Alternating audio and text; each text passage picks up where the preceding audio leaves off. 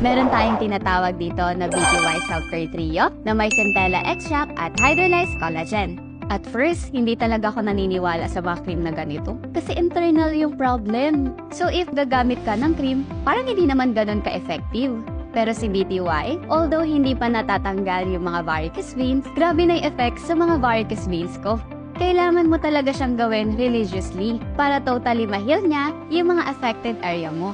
So una kong napansin kay BTY Self-Care Trio is meron siyang cooling effect, tapos nakakalma niya talaga yung pamamaga ng varicose veins ko. So ipapakita ko sa inyo yung before para makita ninyo na galit talaga yung mga ugat ko dyan. Tapos ipapakita ko naman yung after 3 weeks para makita nyo naman na kumalma na yung varicose veins ko. Tapos after 3 months, ganito na yung effect sa akin. Nagpe-fade na talaga siya. So si BTY ay all natural, meron din siyang mga high quality ingredient na makakatulong sa other skin problems natin.